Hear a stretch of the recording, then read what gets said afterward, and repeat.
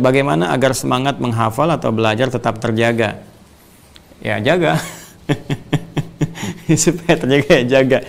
Baik, setidaknya ada 3 hal ya. 1, meluruskan niat. Insya Allah dengan lurusnya niat ini Allah akan memberikan pendampingan kepada kita, ya, berupa juga ada Allah kirimkan kekuatan pada diri kita, Allah kirimkan misalnya motivasi-motivasi terbaik, termasuk juga Allah jadikan pengiring malaikat-malaikat kan di sekitaran kita yang ditugaskan untuk menjaga konsistensi kita. Yang penting niat, lurus dulu, niat benarkan gitu kan. Nah, ini yang diwanti-wanti oleh Nabi sallallahu alaihi wasallam, termasuk dalam di antara pokok yang kita lakukan. Nabi sallallahu alaihi wasallam menyampaikan dalam hadis riwayat Al-Bukhari, nomor hadis yang pertama, ya, Nabi Hafs bin Umar bin Al-Khattab radhiyallahu taala anhu qala Rasulullah sallallahu alaihi wasallam, innamal a'malu binniyat wa innamal likulli imrin ma nawa. Sungguh semua pekerjaan aktivitas kita itu akan bergantung kepada niatnya, dan dari niat ini nanti melahirkan motivasi kepada kita, dorongannya gitu kan. Dan dari niat ini pula akan diberikan oleh Allah balasan sesuai niat kita. Apakah jadi ibadah? Kalau kita niatkan ibadah akan jadi ibadah. Ya, kalau kita niatkan dunia jadi dunia. Ya, orang sholat belum tentu dapat nilai isi Allah. Kalau dia niatkan sholatnya untuk dilihat orang, maka jadi dunia saja. Ria malah di sini bisa berpeluang dosa. Ya, tapi kalau kita misalnya niatkan karena Allah, lillah, nah itu akan jadi dorongan terbaik untuk kita. Termasuk belajar. Niatkan karena Allah, Allah akan berikan. Baik itu pahalanya, pendampingannya, menjaga kita dan sebagainya. Oke? Yang kedua, hadirkan motivasi. Ya, motivasi. Jadi untuk mencapai tujuan itu apa kemuliaan-kemuliaannya. Sama persis ini manhaj Al-Quran. Ketika Allah misalnya meminta kita untuk menunaikan salat tahajud, Allah turunkan sebagai motivasi, ini ya keutamaan tahajud ini. Misalnya ada 4 di Quran surah ke-17 ayat 79 sampai 81 kan. Tahajud itu bisa menjadikan bimbingan Allah hadir dalam hidup kita, mengawali pekerjaan. Tahajud memberikan bimbingan supaya keluar dari kesulitan. Tahajud mendatangkan pertolongan Allah Subhanahu wa taala gitu kan, dan turunan-turunan lainnya.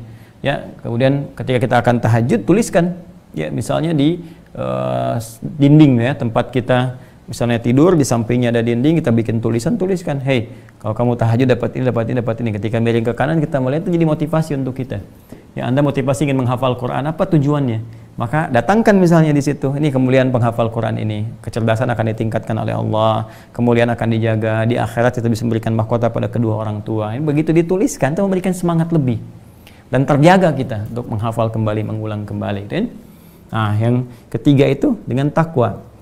Nah, takwa ini penjagaan yang terbaik, meluruskan niat, menghadirkan motivasi, meningkatkan takwa. Ya, takwa itu kan jelas teman-teman sekalian, arahnya bisa meningkatkan ibadah, jadi support dengan ibadah.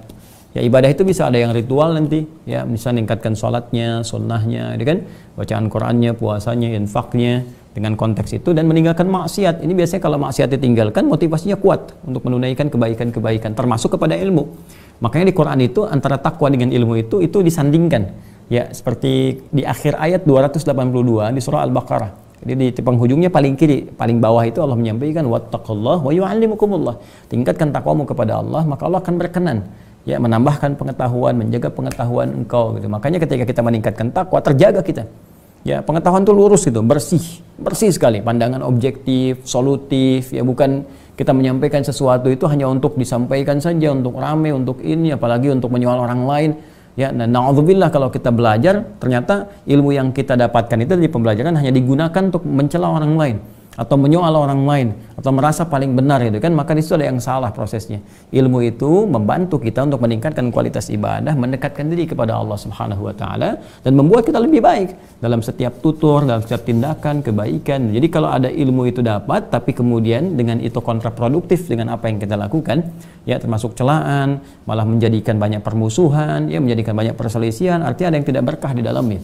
Ya, ada yang tidak berkah. Jadi ini bagian pertama, semangat belajar, menghafal tetap terjaga, dari luruskan niat, tingkatkan motivasi, tingkatkan takwa kepada Allah Subhanahu wa taala. Nanti akan datang kesungguhan-kesungguhan. Ya, Allah taala alam bissawab, mungkin yang lain punya pandangan berbeda, tapi yang pokok selalu akan kembali kepada apa yang tadi disampaikan.